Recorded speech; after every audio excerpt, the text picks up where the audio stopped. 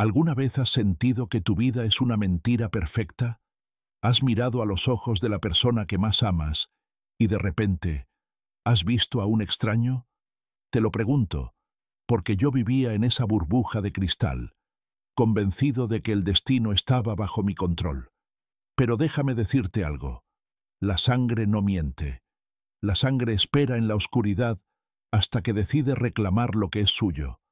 Mi nombre es Julián, y hasta hace 3 meses creía que mi única preocupación era el cierre de la bolsa o la próxima lección de piano de mi hijo, Diego. Ahora, mientras escribo esto, me pregunto si alguna vez tuve un hijo de verdad.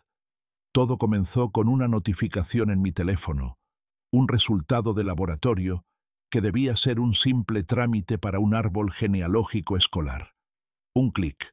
Eso fue todo lo que necesitó el universo para dinamitar 12 años de recuerdos. Diego no comparte ni un solo alelo con nosotros. Incompatibilidad absoluta. No es mi hijo, no es el hijo de Elena. En ese instante, el aire de la habitación se volvió sólido, asfixiante. Miré a Diego, que jugaba en el jardín, y sentí un terror que no le deseo ni a mi peor enemigo. ¿Quién es el niño que duerme bajo mi techo? ¿Y dónde está el ser que lleva mi código, mi historia, mis miedos? Imagina por un segundo que el hijo por el que darías la vida es, legalmente, el hijo de alguien más, alguien que quizás no lo merece. La investigación fue un descenso a los infiernos del sistema de salud pública.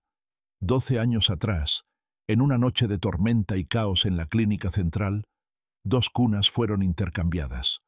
Un error administrativo, dijeron. Una negligencia médica, gritó mi abogado. Pero para mí, fue una sentencia de muerte para mi paz mental. Cuando finalmente obtuvimos el nombre del otro niño, el mundo se dividió en 2. Mateo. Así se llama. Busqué su dirección, esperando encontrar una familia similar a la nuestra. Tal vez alguien con quien pudiéramos llegar a un acuerdo civilizado. ¡Qué estúpido fui! Conducir hacia los suburbios fue como retroceder en el tiempo, dejando atrás los edificios de cristal para entrar en un laberinto de calles sin nombre y fachadas devoradas por la humedad. Me detuve frente a una casa con techos de zinc y paredes que gritaban abandono. Había un niño sentado en la acera, lanzando piedras contra una botella vacía con una precisión mecánica. Tenía 12 años, pero sus hombros cargaban con la fatiga de un anciano. Me bajé del coche, con las manos temblando, y cuando él levantó la vista, mi corazón se detuvo. Era verme a mí mismo en un espejo deformado por la miseria. Tenía mi mirada fría, mi mandíbula cuadrada, el mismo gesto de desdén que yo pongo cuando algo no me gusta. Era Mateo, mi sangre. Me acerqué lentamente, sintiendo que cada paso era una traición a Diego. ¿Vendes algo, señor?, preguntó con una voz rasposa, cargada de una desconfianza que dolía. No sabía qué responder. ¿Cómo le dices a un extraño que eres el hombre que debió haberlo criado? ¿Cómo le explicas que sus carencias son fruto de un error de oficina? En ese momento, salió una mujer de la casa, su madre, o la que ella creía serlo. Se llamaba Carmen. Vestía un uniforme de limpieza barato y olía a cansancio y cigarrillo. Ella me miró con una mezcla de miedo y agresión, instintivamente poniendo una mano sobre el hombro de Mateo. Fue ahí donde lo entendí. Esto no iba a ser una transición pacífica. Esto era una guerra de identidades. Ella lo amaba con la desesperación de quien no tiene nada más. Y yo lo reclamaba con la arrogancia de quien cree que el dinero y el ADN lo pueden comprar todo. Regresé a casa esa noche y encontré a Diego practicando en el piano. El sonido de las teclas me pareció una burla. Elena estaba sentada en el sofá, con los ojos rojos de tanto llorar, sosteniendo el informe del detective. Nos miramos y supimos que nuestra familia, tal como la conocíamos, acababa de morir. No hay vuelta atrás, después de saber que el amor que sientes está construido sobre un cimiento falso. Y ahora te pregunto a ti, que estás leyendo esto desde la comodidad de tu realidad.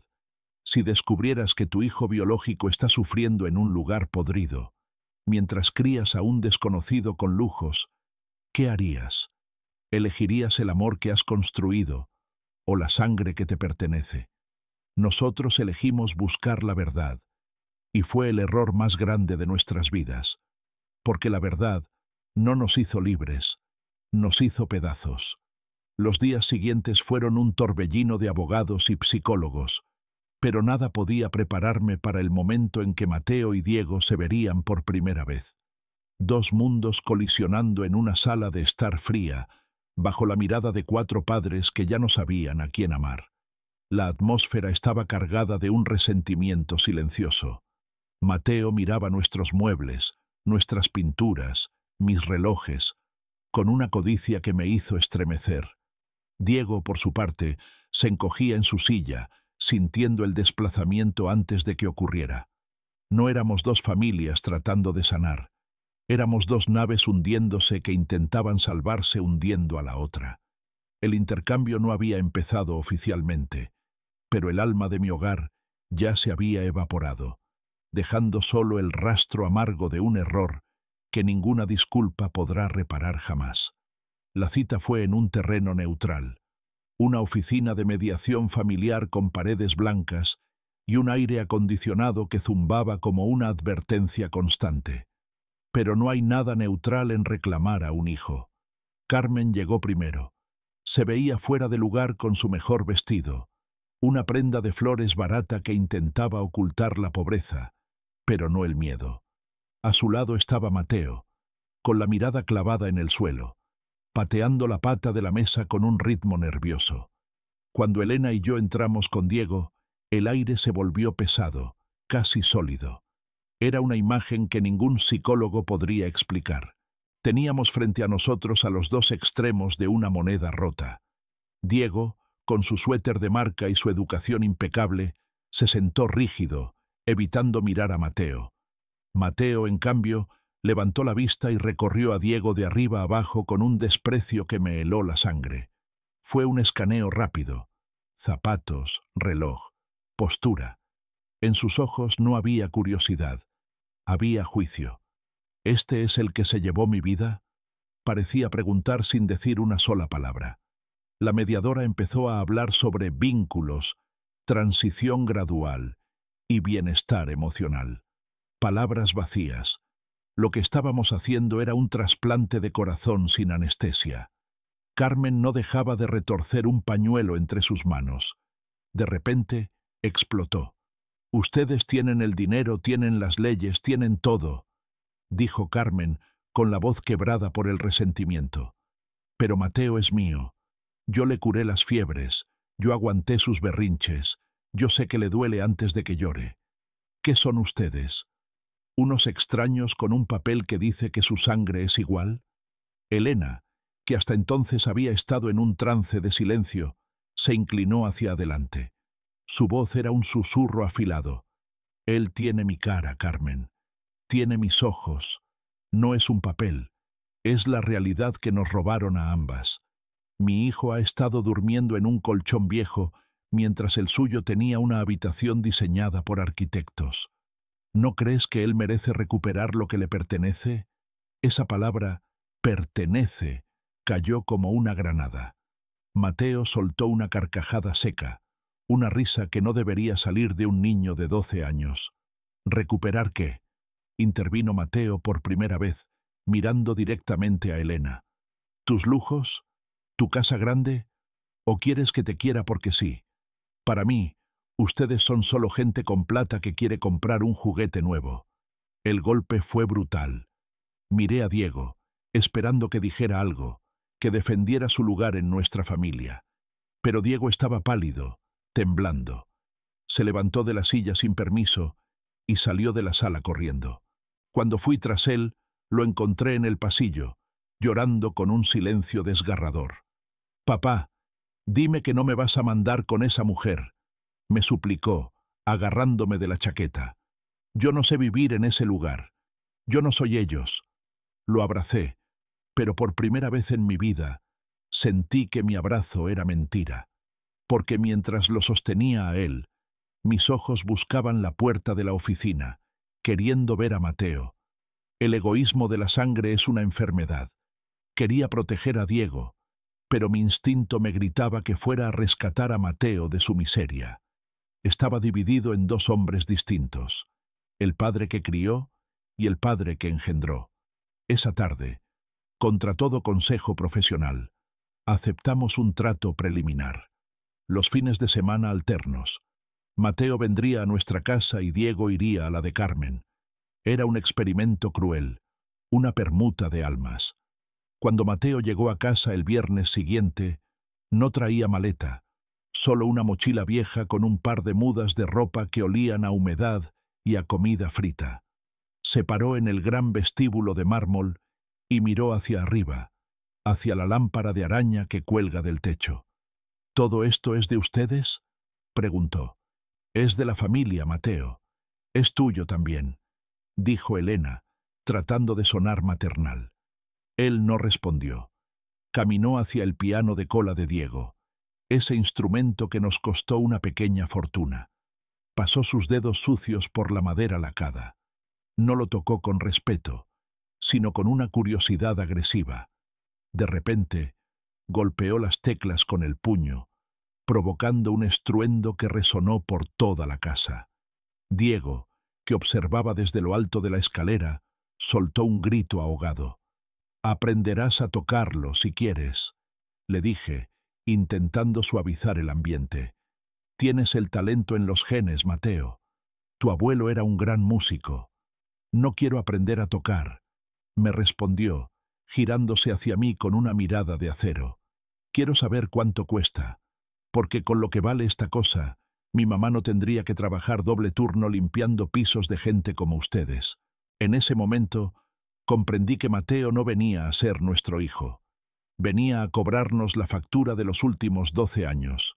Y Diego estaba viendo cómo su refugio, su identidad y su lugar en el mundo estaban siendo invadidos por un fantasma que reclamaba su cama, su piano y su apellido. Esa noche, nadie durmió.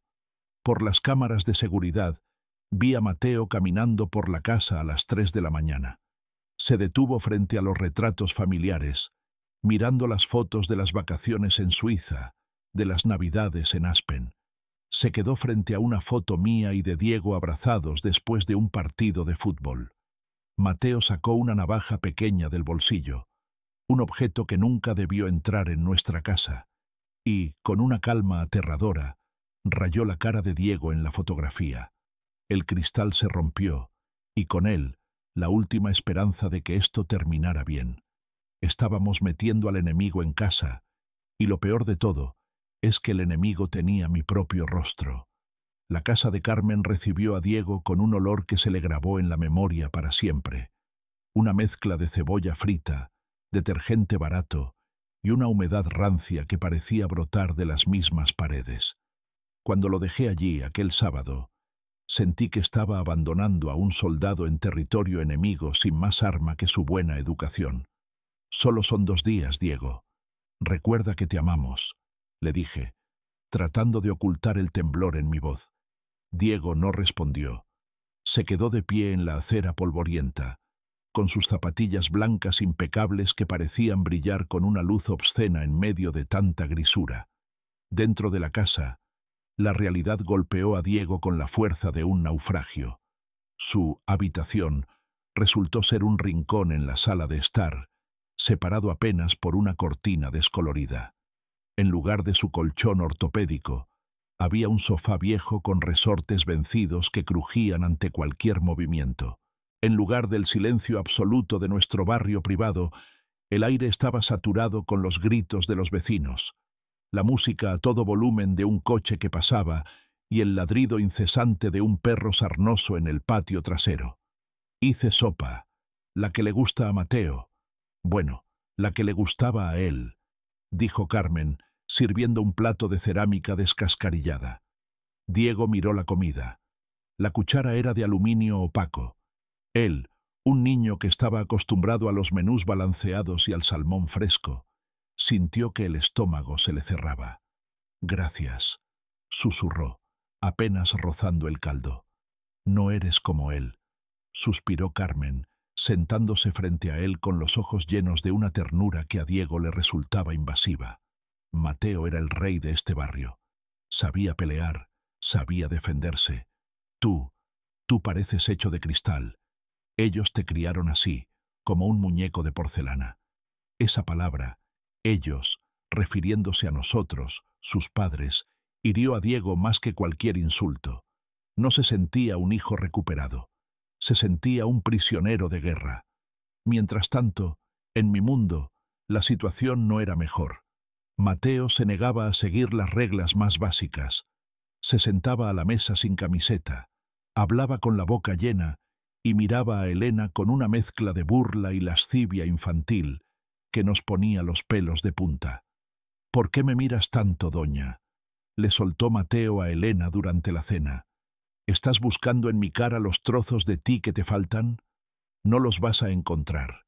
Yo soy de donde vengo, no de donde nací». El contraste era insoportable. Por un lado, teníamos a nuestro hijo biológico, Mateo, despreciando cada lujo que le ofrecíamos, tratándonos como si fuéramos sus enemigos por el simple hecho de tener éxito.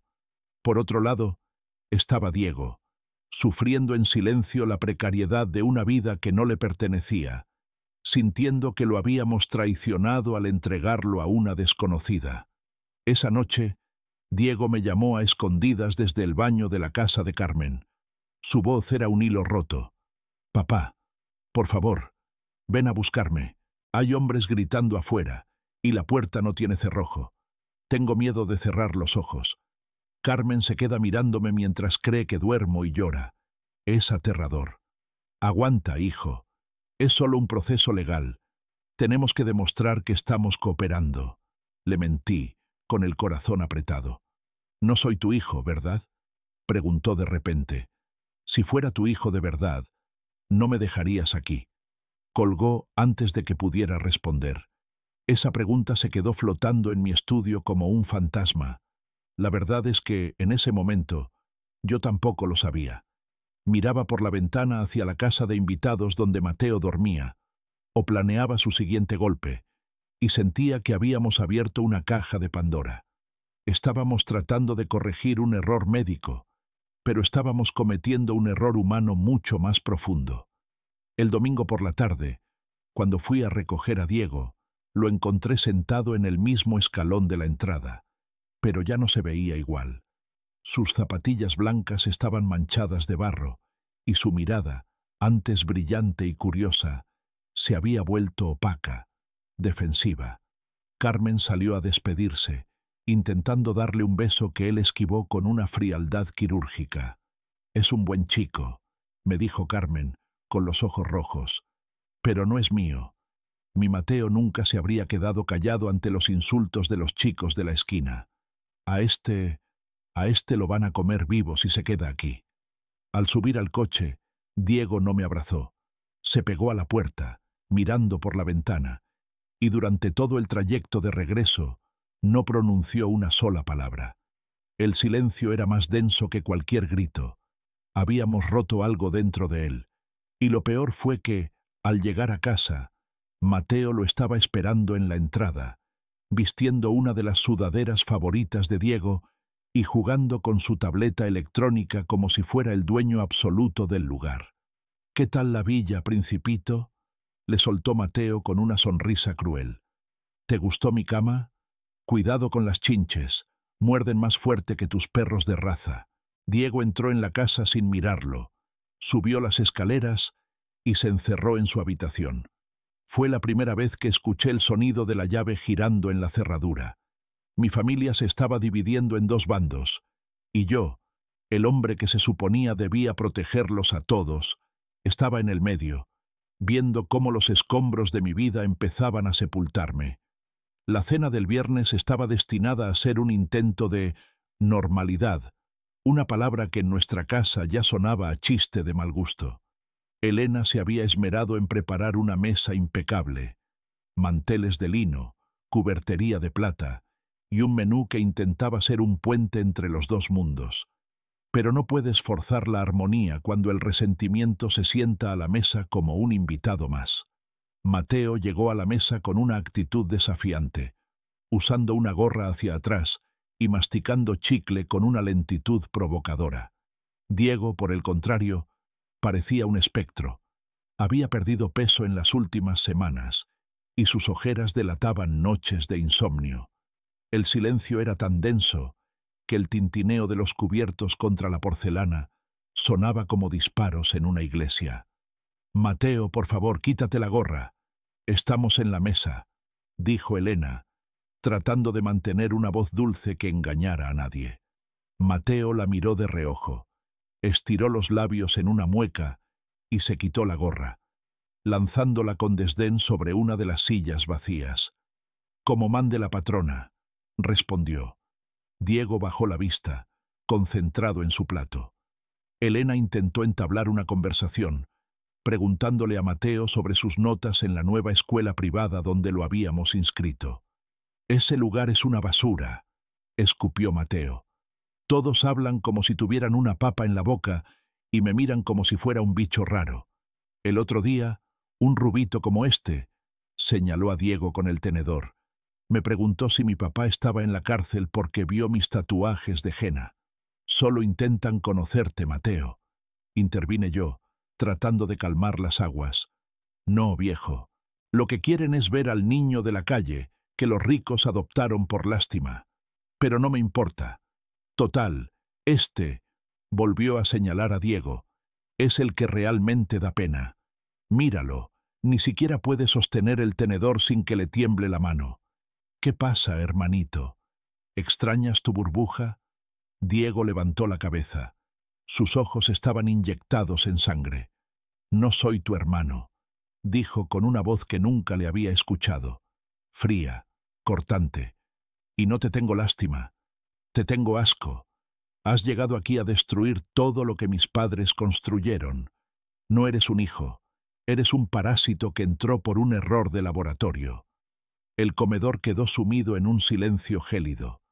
Mateo soltó los cubiertos, que golpearon el plato con un estrépito violento. Se puso de pie lentamente, rodeando la mesa hasta quedar detrás de la silla de Diego. Elena intentó levantarse, pero yo le puse una mano en el brazo. Quería ver hasta dónde llegaba esto.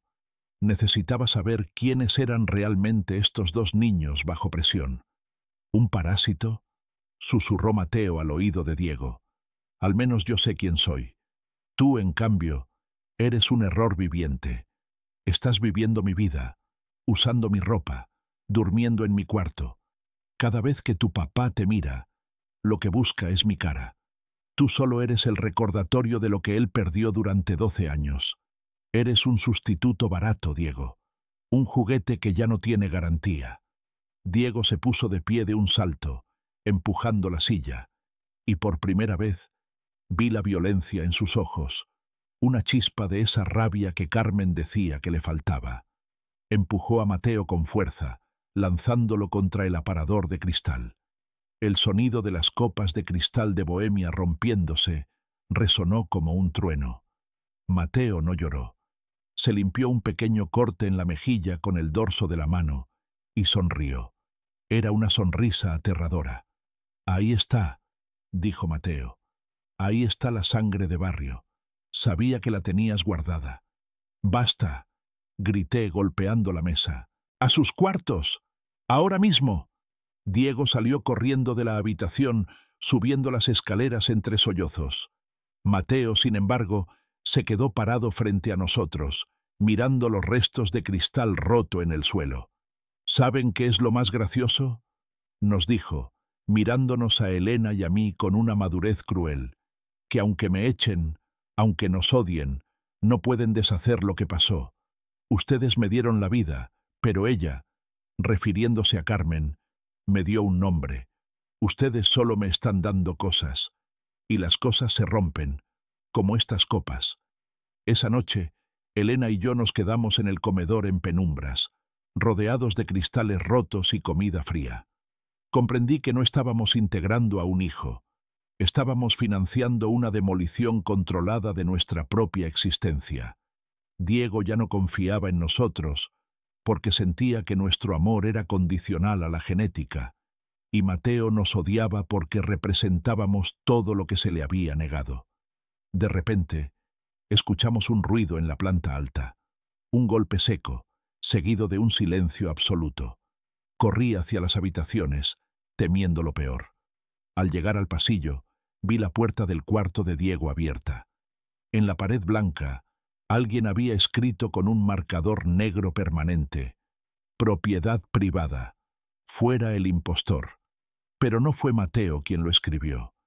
Diego estaba de pie frente a la pared, con el marcador en la mano y las lágrimas rodando por su cara. Se había vuelto loco en su propio hogar. El niño de cristal se había roto, y los bordes estaban empezando a cortar a todos a su alrededor. La grieta que se abrió en el comedor no tardó en tragarse también nuestra alcoba.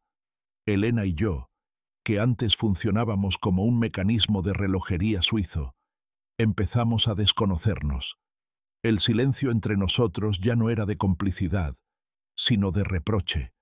Cada vez que ella defendía a Mateo, yo sentía que estaba enterrando a Diego. Cada vez que yo abrazaba a Diego, ella me miraba como si estuviera rechazando nuestra propia sangre. «No puedes seguir ignorando que Mateo necesita límites, Elena», le dije una noche, mientras ella organizaba obsesivamente el armario de Diego, que ahora compartían a la fuerza. «El psicólogo dice que tiene rasgos de conducta antisocial. Lo de la pared fue una provocación, sí, pero Mateo lo incitó». Elena dejó caer una percha y se giró con los ojos encendidos. «Es nuestro hijo, Julián», gritó en un susurro violento. «¿Acaso no lo ves? Tiene tu misma mirada terca. Si es antisocial, es porque creció en un agujero mientras nosotros criábamos al hijo de una mujer que apenas puede pronunciar su nombre correctamente. Me siento sucia cada vez que pienso en los lujos que le dimos a un extraño, mientras nuestro verdadero hijo pasaba hambre». «Diego no es un extraño», respondí, sintiendo una punzada de náuseas.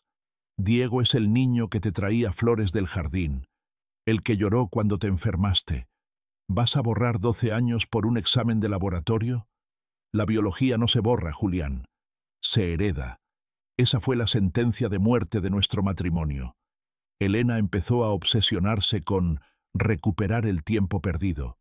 Empezó a comprarle a Mateo todo lo que él pedía: teléfonos, ropa de marca, consolas. Pero Mateo no quería las cosas, quería el poder. Se dio cuenta de que Elena era vulnerable a la culpa y empezó a usarla.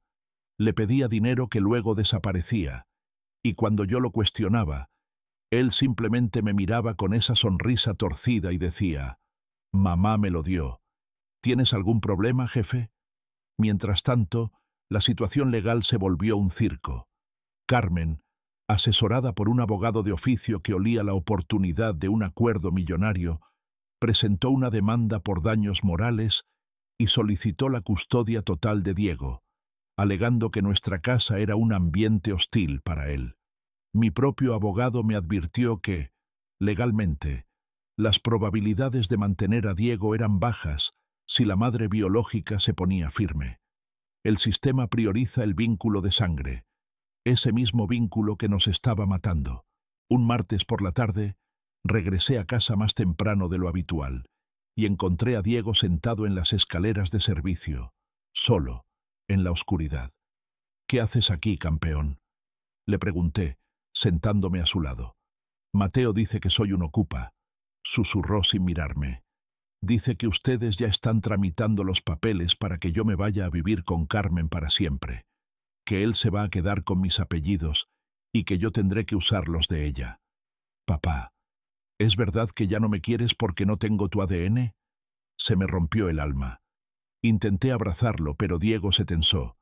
Ya no era el niño que buscaba refugio en mis brazos. Era un animal herido que esperaba el siguiente golpe. «Eso nunca va a pasar, Diego. Te lo prometo». Pero era una promesa que yo no podía cumplir. Esa misma noche, recibí un video anónimo en mi teléfono. En las imágenes, grabadas en un callejón oscuro cerca del colegio, se veía a Mateo entregando un sobre a unos chicos mayores con aspecto peligroso. No era droga, era dinero, mucho dinero. El dinero que Elena le daba para sus gastos. Mateo estaba comprando protección, o tal vez algo peor. Estaba trayendo la calle a nuestro santuario. Entré en la habitación de Mateo sin llamar. Él estaba tumbado en la cama, fumando un cigarrillo electrónico frente a la ventana abierta. «Dame el teléfono, Mateo. Sé lo que estás haciendo», le espeté. «¿Ah, sí? ¿Y qué vas a hacer, mandarme con Carmen de vuelta?», se burló, soltando el vapor en mi cara. «No puedes. Elena se moriría. Ella me ama porque soy su creación. Tú solo me aguantas porque tienes miedo de lo que la gente dirá si abandonas a tu hijo biológico por segunda vez». Le arrebaté el dispositivo, y lo que encontré en sus mensajes me dejó helado. No solo estaba gastando dinero, estaba enviando fotos de nuestra casa, de la caja fuerte, de las cámaras de seguridad a sus amigos del barrio. Mateo no quería integrarse en nuestra familia. Mateo estaba planeando un saqueo emocional y material. «Eres un monstruo», le dije, con la voz temblando de rabia. «No, viejo», me respondió él, levantándose y quedando a pocos centímetros de mi cara. «Soy el resultado de tu descuido. Si me hubieras buscado antes, tal vez sería como el estúpido de Diego. Pero ahora es tarde. Soy lo que la vida hizo de mí. Y ahora vengo a cobrar mi parte de la herencia». Bajé las escaleras buscando a Elena para enseñarle las pruebas, para que viera que su hijo recuperado nos estaba entregando a los lobos. Pero cuando llegué a la sala, la escena fue peor. Elena estaba sentada a la mesa con Carmen y un abogado. Estaban firmando un documento de acuerdo de convivencia extendida. «¿Qué estás haciendo, Elena?», pregunté, sintiendo que el suelo desaparecía. «Lo que es justo, Julián», dijo ella con una frialdad que no reconocí. «Carmen vendrá a vivir a la casa de invitados. Así Diego no tendrá que irse y Mateo podrá estar con su madre. Es la única forma de que nadie pierda». Miré a Carmen, que me sostuvo la mirada con una mezcla de triunfo y lástima. Miré a Elena, que estaba dispuesta a meter al enemigo en nuestro propio jardín por una culpa mal gestionada. En ese momento supe que mi familia no solo estaba rota, estaba siendo devorada desde adentro. La casa ya no era un hogar, era una jaula donde las fieras estaban a punto de soltarse. El lunes por la mañana, un camión de mudanzas destartalado se estacionó frente a nuestra entrada de mármol. Carmen no traía muebles, solo bolsas de basura llenas de ropa vieja, cajas de cartón con olor a encierro y una radio que escupía cumbias a todo volumen. Elena, en un arranque de generosidad que rozaba la locura, la recibió con los brazos abiertos. Yo observaba desde mi estudio, sintiendo que cada bulto que bajaban de ese camión era un clavo más en el ataúd de nuestra privacidad. La casa de invitados, un espacio que solíamos usar para amigos íntimos o retiros de fin de semana, se transformó en cuestión de horas. La elegancia minimalista fue reemplazada por tendederos de ropa interior colgada en los balcones y el aroma a fritura penetrando las cortinas de seda. Pero el problema no era el olor, ni la música. El problema era la presencia constante de lo que habíamos intentado evitar, la realidad sin filtros. «Esto va a ser un desastre, Elena», le advertí mientras cenábamos, o intentábamos hacerlo. «Carmen no se queda en su lugar. Hoy la encontré en la cocina principal criticando a nuestra empleada porque no sabía lavar los frijoles. Ten paciencia, Julián. Ella es la madre de Diego y nosotros los padres de Mateo. Tenemos que ser una comunidad», respondió ella, aunque sus ojos mostraban un cansancio profundo. El estallido ocurrió el jueves. Mateo, sintiéndose empoderado por la presencia de Carmen, decidió que las reglas de la casa ya no se aplicaban a él. Entré en el garaje y lo encontré sentado sobre el capó de mi coche deportivo, con las llaves en la mano y un cigarrillo encendido, quemando la pintura. Bájate de ahí ahora mismo, Mateo, le dije, tratando de mantener la calma. ¿Por qué? Es el coche de mi papá, ¿no? Y según los papeles, yo soy el heredero, respondió, dándole una calada al cigarrillo y soltando el humo sobre el parabrisas. Estaba pensando en dar una vuelta. Mis amigos del barrio quieren ver cómo vive el príncipe. No tienes licencia, no tienes permiso y no tienes respeto. Dame las llaves. Me acerqué, extendiendo la mano. Mateo se bajó del coche, pero no para obedecer. Se plantó frente a mí, desafiante. Es increíble cómo la genética te juega trucos. Tenía mi misma estatura, mi misma complexión. Era como pelear contra una versión joven y podrida de mí mismo. ¿Y si no te las doy, qué? ¿Vas a llamar a la policía? Hazlo. Imagina los titulares. Millonario mete a la cárcel a su hijo biológico recién recuperado. No te conviene, viejo. Te importa demasiado tu imagen, la arrogancia en su voz, el desprecio por todo lo que yo valoraba, hizo que algo dentro de mí se rompiera. No fue un acto racional. Fue un impulso primario. Le arrebaté las llaves de un tirón y cuando él intentó empujarme para recuperarlas, le propiné una bofetada que resonó en todo el garaje. El silencio que siguió fue sepulcral. Mateo se llevó la mano a la mejilla, pero no lloró. Sus ojos se oscurecieron, volviéndose dos pozos de odio puro. Eso es lo que quería, susurró. Quería ver quién eres de verdad detrás del traje caro. Eres igual que los tipos de mi barrio, solo que con más plata. Julián. El grito de Elena llegó desde la puerta. Había visto el final de la escena. Corrió hacia Mateo, rodeándolo con sus brazos como si yo fuera un monstruo. ¿Cómo pudiste tocarlo? Es tu hijo. Es un delincuente en potencia, Elena. Nos está manipulando a todos. Rugí, señalándolo con el dedo. En ese momento, Carmen apareció detrás de Elena. No venía a calmar las cosas. Venía con las garras fuera. «No vuelvas a ponerle una mano encima a mi niño», gritó Carmen, avanzando hacia mí. «Ustedes creen que porque tienen este palacio pueden golpear a la gente. Mateo tiene razón, son basura con perfume». «Esta es mi casa», grité, perdiendo los estribos. «Y si no les gusta, pueden largarse todos ahora mismo». «¿Ah, sí?», intervino Mateo, zafándose del abrazo de Elena. «Pues nos vamos. Pero Diego viene con nosotros. ¿Verdad, mamá?», miró a Carmen. Carmen asintió con una sonrisa triunfal. «Él es mi hijo legal. Si nos echas, me llevo a Diego de vuelta al barrio. Y vamos a ver cuánto dura tu muñeco de porcelana durmiendo en el suelo y pasando hambre». Miré a Elena, esperando que dijera algo, que me apoyara. Pero Elena estaba de rodillas, sollozando, aferrada a la chaqueta de Mateo. Estaba rota. Había perdido la capacidad de razonar. La amenaza de perder a Diego otra vez, o de perder a su nuevo hijo, la tenía paralizada. Esa noche, el equilibrio se destruyó por completo. Diego, que había escuchado todo desde la ventana, bajó con una maleta pequeña. Sus ojos estaban vacíos, como si ya no hubiera nadie viviendo dentro de ese cuerpo de 12 años. «No peleen más», dijo con una voz monótona. «Me voy con Carmen.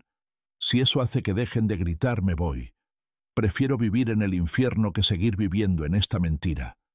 Vi cómo Carmen agarraba la mano de Diego con una fuerza posesiva, y cómo Mateo me miraba por encima del hombro mientras subían a la casa de invitados. Se habían llevado a mi hijo, al que yo crié, como un escudo humano, y yo me quedé en el garaje frío, con las llaves de un coche lujoso que no servía para nada, dándome cuenta de que en mi intento por reclamar mi sangre, había terminado por desangrar mi propia vida. Decidí que no podía quedarme de brazos cruzados viendo cómo mi mundo se convertía en cenizas. Si Mateo quería jugar sucio, yo usaría los recursos que mejor conocía, la información y el poder. Mientras Elena se hundía en una depresión sedada por pastillas y Carmen se paseaba por mi propiedad como una reina de suburbio, contraté a un investigador privado especializado en casos sucios. Necesitaba saber quién era Carmen realmente y qué clase de vida le había dado a mi hijo biológico antes de que el destino nos cruzara.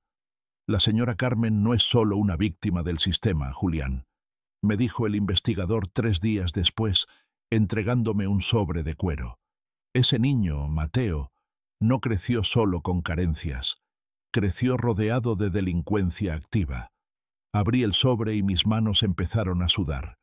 Fotos de Carmen con hombres vinculados al tráfico local, registros de entradas y salidas de prisión de sus parejas sentimentales, y algo peor, un informe médico de Mateo de cuando tenía 8 años. Había ingresado a urgencias con signos de desnutrición y traumatismos no compatibles con caídas accidentales. Carmen lo había descuidado, o peor, había permitido que otros lo lastimaran.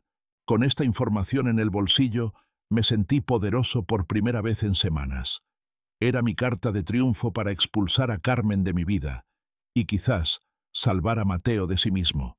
Pero primero, tenía que ver el lugar con mis propios ojos. Conduje hasta el barrio de Carmen sin que nadie me viera. Caminé por esas calles estrechas, sintiendo la hostilidad en cada esquina. Me detuve frente a un taller mecánico donde, según el informe, Mateo pasaba sus tardes antes de encontrarnos. ¿El hijo de la Carmen?, me dijo un hombre grasiento mientras limpiaba un motor. Ese mocoso es un genio, pero tiene el diablo adentro. Aquí le enseñamos a abrir coches en 10 segundos. Carmen lo usaba para entrar por las ventanas pequeñas cuando se le olvidaban las llaves, o cuando quería lo que no era suyo. Sentí un escalofrío. Mi hijo, el portador de mi apellido y mi sangre, había sido entrenado como un criminal. Regresé a casa con una rabia fría. Al entrar, vi a Diego sentado en el jardín con Carmen. Ella le estaba cortando las uñas. Un gesto de intimidad que me revolvió el estómago. Diego parecía ausente, como si estuviera aceptando su destino de ser el nuevo hijo de esa mujer para comprar una paz que no existía. Carmen, tenemos que hablar. A solas, dije, con una voz que hizo que Diego se levantara de inmediato y se fuera sin mirar atrás. La llevé a mi estudio. Cerré la puerta con llave. Le lancé las fotos sobre la mesa. Ella las miró, y su rostro, antes desafiante, se volvió de piedra. Sé lo del taller, sé lo de tus amigos, y sé lo de las visitas a urgencias de Mateo. Le solté, inclinándome sobre el escritorio. No eres una madre abnegada. Eres una negligente que usó a un niño para sobrevivir. Si no te largas de mi casa y renuncias a la custodia de Diego ahora mismo, te juro que pasarás el resto de tus días en una celda por abuso infantil. Carmen guardó silencio. Por un momento, creí que había ganado, pero entonces soltó una carcajada ronca, una risa que me heló la columna. ¿Tú crees que me asustas con fotos viejas, rico de mierda? Se levantó, acercándose a mí. Tú ves abusos, yo veo supervivencia. Sí, Mateo aprendió a abrir coches. ¿Sabes por qué? Porque teníamos hambre mientras tú decidías qué color de piel le ponías a tus sofás. No te atrevas a justificarte, rugí. Escúchame bien, Julián, dijo ella, clavando sus ojos en los míos. Si tú me denuncias, yo hablaré con la prensa. Diré que me ofreciste dinero por vender a mi hijo. Diré que Elena está loca y que tienen a Diego secuestrado bajo presión psicológica.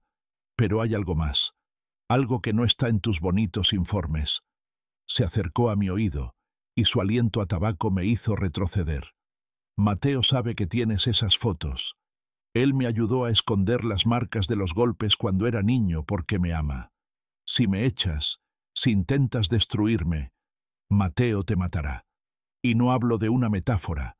Él tiene ese fuego que tú solo tienes en la billetera. En ese momento, la puerta del estudio se abrió. No era Elena, era Mateo. Estaba allí parado, con los brazos cruzados, mirándome con una frialdad que confirmó cada palabra de Carmen. No me miraba como a un padre, ni siquiera como a un enemigo digno. Me miraba como a una presa. Suelta los papeles, viejo, dijo Mateo con una calma aterradora. Mamá no se va a ningún lado. Y si intentas algo contra ella, Diego va a pagar el precio. Él es muy frágil, ¿no crees? Sería una lástima que tuviera un accidente en las escaleras. Me quedé paralizado. El investigador me había dado información, pero no me había advertido que Mateo ya no era un niño al que se pudiera rescatar. Era un arma cargada que vivía bajo mi techo, y el seguro estaba en manos de una mujer resentida. Había intentado recuperar el control, y en el proceso le había dado a Mateo el motivo perfecto para terminar de destruirnos. La tormenta que se desataba afuera no era nada comparada con la que hervía en el interior de nuestra casa. Los truenos hacían vibrar los cristales mientras Elena, en un estado de lucidez maníaca, revolvía los documentos que yo había dejado sobre mi escritorio. Cuando llegué a la habitación, la encontré con las manos temblando, sosteniendo las fotos de los hematomas de Mateo. «¿Por qué no me dijiste esto, Julián?» Su voz era un lamento roto. «Mi niño, nuestro niño sufrió mientras nosotros estábamos de vacaciones, mientras celebrábamos cumpleaños. Le pegaron, lo usaron. Elena, abre los ojos», le grité, tratando de quitarle las fotos. «Sí, sufrió, y eso lo convirtió en lo que es ahora. No es el hijo que imaginaste. Es un chico que sabe usar el dolor para manipularte. Él y Carmen están trabajando juntos». Elena no me escuchaba. Se escapó de mis manos y corrió hacia la casa de invitados bajo la lluvia torrencial. La seguí, tropezando con el barro, sintiendo que el agua me calaba hasta los huesos. Al entrar en el salón de Carmen, la escena era dantesca. Carmen estaba sentada en un sofá raído que había traído, bebiendo de una botella, mientras Mateo afilaba un cuchillo de cocina con una piedra de afilar, sentado en el suelo. Diego estaba en un rincón, abrazado a sus rodillas, temblando. «¡Tú!», gritó Elena señalando a Carmen. «Tú dejaste que le hicieran esto. Eres un monstruo». Carmen se levantó con una lentitud felina, dejando la botella en la mesa. «Yo hice lo que pude para que no nos mataran de hambre, señora perfecta», escupió Carmen. «¿Dónde estabas tú cuando el dueño del cuarto donde vivíamos me pegaba frente a él? Estabas comprándote joyas. No me vengas con moralidades ahora. Él viene conmigo a la casa principal ahora mismo», insistió Elena, agarrando a Mateo del brazo. Mateo se soltó con una violencia que nos dejó a todos gélidos. Se puso de pie y miró a Elena con un desprecio absoluto. «Yo no voy a ningún lado contigo, mamá», dijo Mateo, marcando la palabra con veneno. «Tú solo me quieres para sentirte menos culpable. Pero yo prefiero a esta mujer, con sus golpes y sus borracheras, porque ella no finge que soy un angelito. Ella sabe quién soy. Tú solo ves un muñeco que quieres arreglar». Elena retrocedió como si le hubieran disparado. En ese momento, Diego se levantó del rincón. Estaba empapado, pues había salido afuera antes de que nosotros llegáramos. «Basta», susurró Diego. «Basta ya. Nadie me pregunta a mí. Yo no quiero estar con ninguna de las dos». Su voz subió de tono hasta convertirse en un grito. «Tú, Carmen, me miras y solo ves dinero. Y ustedes», nos miró a nosotros, «me miran y solo ven un error que quieren borrar con psicología y mentiras». «Diego, hijo, por favor». Intenté acercarme. «No me llames hijo», gritó Diego, y por primera vez vi una furia genuina en él. «Desde que este salvaje entró en la casa, ustedes dejaron de verme. Solo soy el estorbo que ocupa el lugar de su verdadero hijo. Ojalá nunca hubieran hecho ese maldito examen. Ojalá me hubiera muerto antes de saber que mi vida entera era una farsa». Diego salió corriendo hacia la tormenta. Intenté seguirlo, pero Mateo se interpuso en mi camino, bloqueando la puerta. «Déjalo que se vaya, viejo. Él ya no encaja aquí. Ahora somos tú, yo y la verdad», dijo Mateo, jugando con el cuchillo de cocina en su mano. La electricidad parpadeó y se fue, sumiendo la habitación en una penumbra azulada rasgada por los relámpagos. En ese instante, comprendí la magnitud del desastre. Elena lloraba en el suelo. Carmen sonreía en las sombras y mi hijo biológico me miraba con sed de venganza. Habíamos intentado unir lo que la negligencia separó, pero solo habíamos logrado crear una jaula de odio. Afuera, un rayo golpeó el viejo roble cerca de la entrada, y el estruendo fue seguido por un silencio aterrador. Diego había desaparecido en la oscuridad del bosque que rodea la propiedad. No era una pelea por la custodia lo que teníamos entre manos ahora. Era una cacería humana en medio del caos, y yo no sabía a quién quería salvar primero. El bosque que rodea nuestra propiedad se había convertido en una garganta negra tragándose la lluvia. Elena gritaba el nombre de Diego desde el porche, una salmodia desesperada que el viento dispersaba sin piedad. Yo estaba paralizado, linterna en mano, sabiendo que mi hijo, el que yo había moldeado con cuentos y lecciones de piano, estaba solo, herido, y bajo una tormenta que derribaba ramas como si fueran cerillas. De repente, sentí una presencia a mi lado. Era Mateo. Se había puesto una chaqueta oscura y sostenía una linterna profesional que me había robado del garaje. Sus ojos, antes cargados de odio, ahora estaban fijos en la oscuridad con una concentración animal. «Él no conoce este terreno, viejo», dijo Mateo, y por primera vez no había burla en su voz. «Si se fue por el sendero del río, la corriente se lo va a llevar. El barro allí es como arena movediza».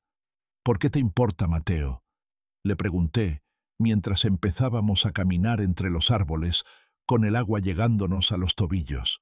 «No me importa él», respondió, abriéndose paso entre la maleza con una agilidad que yo no poseía. «Me importa que si se muere, tú y la señora loca me van a culpar a mí el resto de mi vida. Y ya tengo suficientes culpas encima que no me pertenecen». Caminamos durante una hora que pareció un siglo. La naturaleza nos recordaba lo insignificantes que eran nuestros problemas de apellidos y ADN frente a su furia. En un momento, resbalé en una pendiente de lodo. Sentí un crujido en mi tobillo y un dolor agudo me nubló la vista. Iba a caer por el barranco, pero una mano firme y callosa me agarró del antebrazo con una fuerza asombrosa. Era Mateo. Me sostuvo con un gruñido, tirando de mí hacia arriba hasta que estuve a salvo. Nos quedamos jadeando, bajo la lluvia, cara a cara. Por un segundo, no vi al delincuente, ni al intruso, ni al error del hospital. Vi a un chico que, a pesar de haber sido golpeado por la vida, tenía un instinto de protección que solo se hereda. Tenía mi fuerza, pero también la resiliencia de los que no tienen nada. «Gracias», susurré. «No te acostumbres», respondió él, apartando la vista. «Mira allá». La luz de su linterna iluminó una mancha azul entre las raíces de un sauce llorón cerca del borde del río crecido. Era el suéter de Diego. Estaba acurrucado, temblando violentamente, con los ojos fijos en el agua que rugía a pocos centímetros de sus pies. Parecía haber entrado en un estado de shock catatónico. «¡Diego!», grité, intentando avanzar, pero mi tobillo cedió y caí de rodillas. «Quédate ahí», ordenó Mateo. Vi a mi hijo biológico lanzarse hacia el peligro. Mateo se deslizó por el barro, usando las raíces como anclas. El río estaba a punto de desbordarse sobre el saliente donde estaba Diego. Mateo llegó hasta él y lo agarró por los hombros.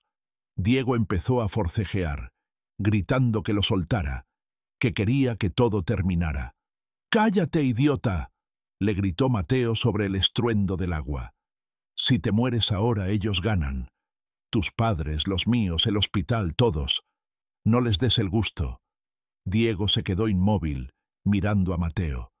En ese momento, en medio del barro y la muerte acechando, los dos niños intercambiados se reconocieron, no como hermanos, ni como enemigos, sino como víctimas de una misma tragedia.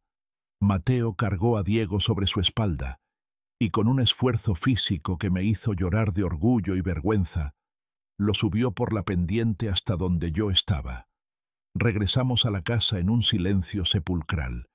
Elena corrió hacia ellos, envolviendo a Diego en mantas, besándolo, llorando. Carmen intentó acercarse a Mateo, pero él la apartó con el brazo. Mateo se quedó de pie en el centro del salón, empapado, dejando un charco de agua y barro sobre la alfombra de miles de dólares. Me miró, y en su mirada vi que algo había cambiado. El secreto que yo había descubierto sobre Carmen ya no era un arma contra él, sino un vínculo entre nosotros. Esa noche, mientras los niños dormían bajo el mismo techo por primera vez sin pelear, me senté en la cocina con un vaso de whisky. Carmen entró, con la cara lavada y una expresión de derrota. «Se acabó, Julián», dijo ella. «Mateo no me mira igual desde que sabe que tú sabes. Él sabe que yo lo usé. Y Diego tiene ese miedo en los ojos que solo tienen los que han visto el vacío. Mañana llamaré a los abogados, Carmen», le dije sin mirarla. «Pero no para pelear. Esto no se puede arreglar con leyes. Hemos roto a 2 niños intentando ser justos. La tregua era frágil. Mateo había salvado a Diego, sí, pero la destrucción ya estaba sembrada. Porque mientras Diego dormía, soñando con el río, Mateo estaba en su habitación empacando sus cosas, no para volver al barrio, sino para desaparecer. Había entendido que en nuestra casa de cristal, él siempre sería el recordatorio de un dolor que nadie sabía cómo sanar. La mañana siguiente a la tormenta nació con una calma sepulcral. El sol se filtraba por las ventanas, iluminando los restos de barro y los cristales rotos de nuestra vida. Pero el verdadero terremoto ocurrió a las 10 de la mañana, cuando una anciana de aspecto frágil, escoltada por un abogado de rostro severo, llamó a nuestra puerta. Se presentó como la enfermera jefa de la planta de maternidad de hace 12 años. El cáncer le estaba robando el tiempo, y según ella, su alma no podía partir sin antes soltar el peso de una verdad que no aparecía en los expedientes médicos. «No fue un error administrativo», dijo la mujer, con una voz que temblaba como una hoja seca. «Fue un acto de desesperación. Elena, Carmen y yo nos quedamos paralizados en el salón. Mateo escuchaba desde la sombra del pasillo.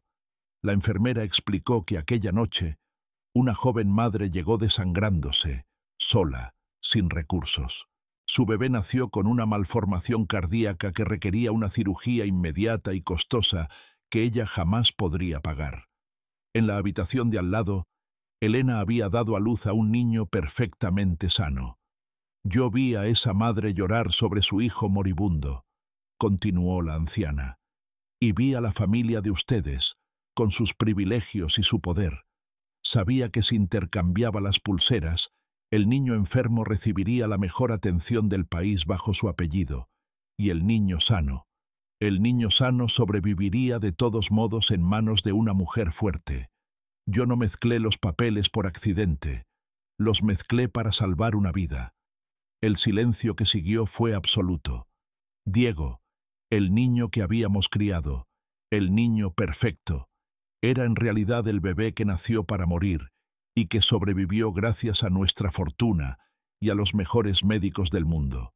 Mateo, el niño que creció en la miseria, era el hijo sano que fue sacrificado socialmente por una enfermera que jugó a ser Dios. Miré a Mateo.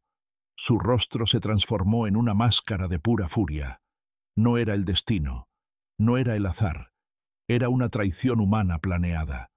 «¿Me vendiste por una cirugía?», rugió Mateo, mirando a la enfermera y luego a nosotros. «Me tiraron a la basura para salvar a este imbécil», señaló a Diego, quien acababa de entrar en la habitación y escuchaba todo con el rostro pálido. «Yo no sabía nada», gritó Elena, rompiendo en un llanto histérico. «Diego es mi hijo, lo salvé sin saberlo. Pero yo soy el que pagó el precio», gritó Mateo. Agarró un jarrón de porcelana y lo estampó contra el suelo. 12 años de hambre, de golpes, de frío, para que el niño rico tuviera un corazón nuevo. Ustedes me robaron mi vida entera antes de que pudiera abrir los ojos.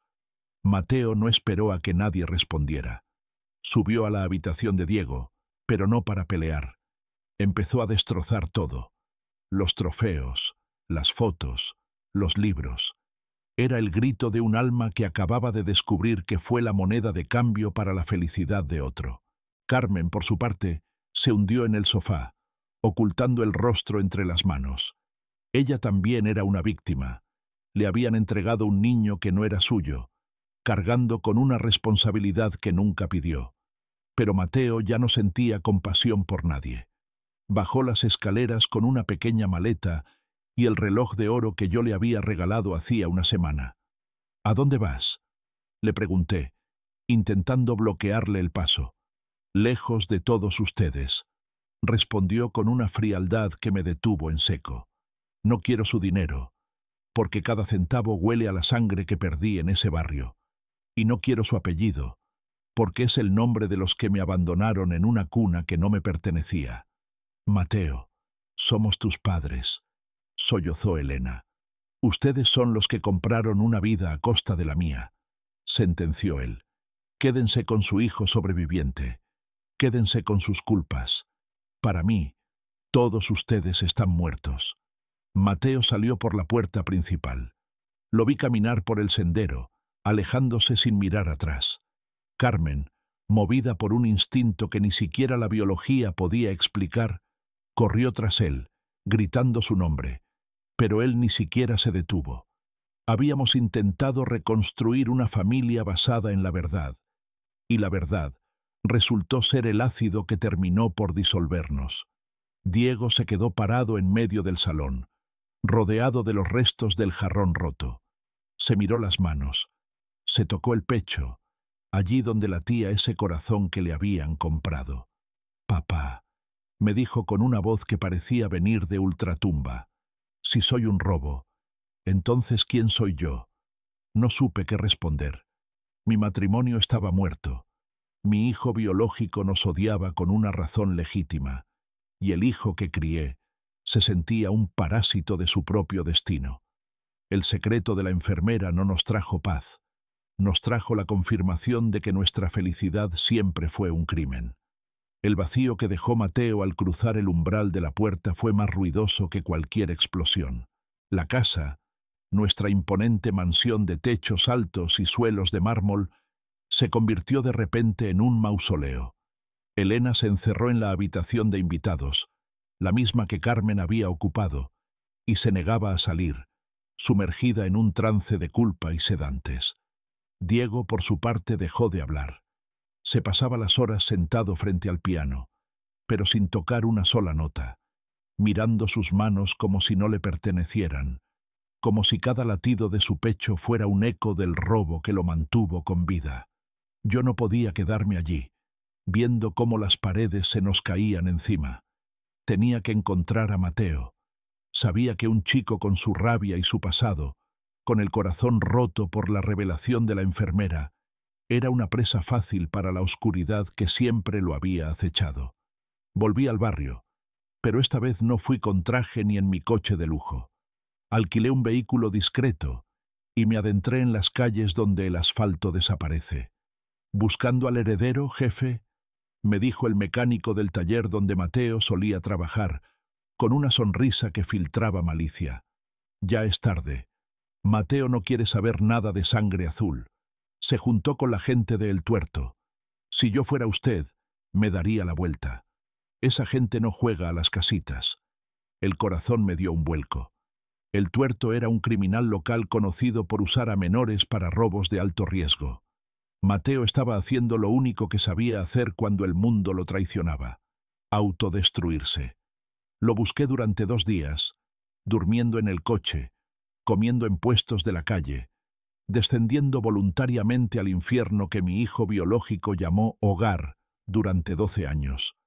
Finalmente, lo vi. Estaba a la salida de un salón de billar, rodeado de tipos que le doblaban la edad. Tenía una mirada que ya no era de un niño. Era la mirada de alguien que ha aceptado que no tiene nada que perder. Me bajé del coche y caminé hacia él. Sus amigos se tensaron. Algunos se llevaron las manos a la cintura, pero Mateo los detuvo con un gesto. «Vete de aquí, Julián», me dijo, usando mi nombre de pila como si fuera un insulto. Aquí no hay pianos ni abogados que te salven. No me voy sin ti, Mateo. Me importa una mierda el ADN ahora. Lo que te hicieron fue una atrocidad, y no puedo cambiar el pasado, pero no voy a dejar que les regales tu futuro a estos tipos. ¿Mi futuro? Soltó una carcajada amarga. Mi futuro lo vendieron hace 12 años por una válvula de corazón para el niño de porcelana. Tú no estás aquí por mí. Estás aquí para limpiar tu conciencia de rico. Vete a casa a cuidar a tu hijo de verdad. Tú eres mi hijo. Rugí, y mi voz resonó en el callejón, silenciando el ruido de la ciudad. No por un papel, ni por una enfermera loca. Eres mi hijo, porque compartes mi rabia, porque eres el único que tiene el valor de decirme la verdad en la cara. Diego es mi hijo por la historia que escribimos, pero tú eres mi sangre por la batalla que estamos librando ahora. Si me dejas, te estarás rindiendo ante la misma gente que te intercambió. No les des el gusto de convertirte en lo que ellos esperan de un niño pobre. Mateo se quedó inmóvil. Vi vacilación en sus ojos, una grieta en su armadura de acero. Pero en ese momento, un coche negro frenó en seco frente a nosotros. Era la policía, pero no venían a rescatarnos. Venían por Mateo. Alguien había dado un chivatazo sobre un robo que se estaba planeando para esa noche. Los tipos que rodeaban a Mateo se dispersaron como ratas. ¡Corre, Mateo!, le grité, pero él no se movió. Se quedó mirando a los agentes con una resignación aterradora. Lo esposaron frente a mí. Mientras lo metían en la patrulla, Mateo me miró por encima del hombro. No había odio en sus ojos, solo una pregunta muda. ¿Vas a dejarme otra vez? Esa noche pasé de ser un padre desesperado a ser un hombre despiadado. Usé cada contacto, cada favor político y cada dólar de mi cuenta bancaria para sacar a Mateo de la comisaría antes de que lo procesaran. Cuando finalmente salió, a las 4 de la mañana, Carmen estaba allí, apoyada en la pared, fumando. Se veía más vieja, más rota. Nos miramos los tres bajo la luz fría de las farolas. La familia biológica y la familia de crianza. Estábamos en escombros. Él no puede volver contigo, Carmen, le dije con firmeza. Y tampoco puede volver a la mansión. Elena se está destruyendo, y Diego no puede verlo sin sentir que debe morir para devolverle el lugar. ¿Entonces qué?, preguntó Mateo, con las muñecas rojas por las esposas. Tengo una casa en la costa, lejos de aquí, solo tú y yo, sin Elena, sin Diego, sin Carmen, hasta que aprendamos quiénes somos sin estos malditos apellidos. Carmen tiró el cigarrillo y asintió lentamente. Ella sabía que su tiempo con Mateo había terminado. Se acercó a él y le dio un beso en la frente. «Sé mejor que nosotros», le susurró al oído antes de caminar hacia la oscuridad de la noche. Mateo me miró, evaluándome. Sabía que aceptar mi oferta era el fin de la guerra, pero también el inicio de una soledad compartida. Subió al coche en silencio. Al arrancar, dejábamos atrás una familia destruida, una madre al borde de la locura y un hermano que se sentía un fantasma. Estábamos vivos, pero la victoria sabía a ceniza. Pasaron 2 años antes de que el silencio dejara de doler. La casa de la costa se convirtió en nuestro refugio y, a la vez, en nuestra celda de redención. Durante los primeros meses, Mateo y yo apenas nos hablábamos. Él pasaba las horas mirando el mar, con esa furia contenida que poco a poco se fue transformando en una melancolía tranquila.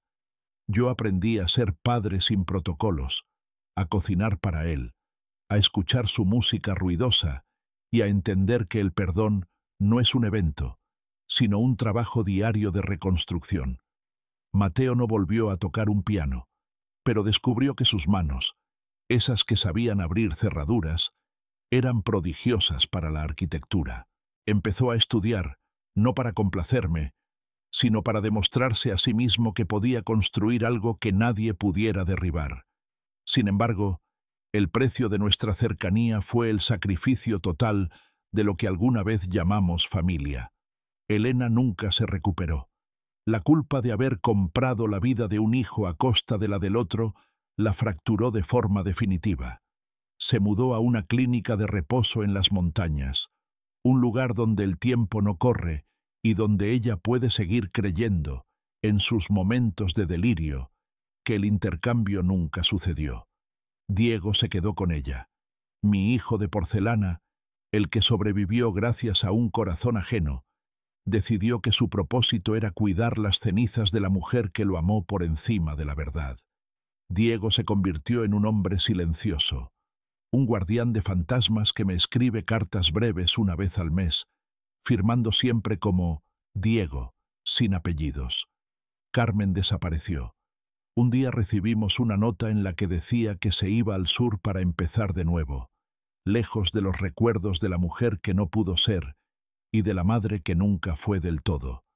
Mateo no la buscó, pero sé que guarda una foto de ella en su cartera, una imagen borrosa de una tarde en el barrio donde, por un momento, fueron felices en su ignorancia. Un atardecer, mientras caminábamos por la playa, Mateo se detuvo y me miró. Por primera vez en mucho tiempo, su rostro no reflejaba resentimiento. ¿Alguna vez te arrepentiste, Julián?, me preguntó, señalando hacia el horizonte donde el sol se ahogaba en el agua.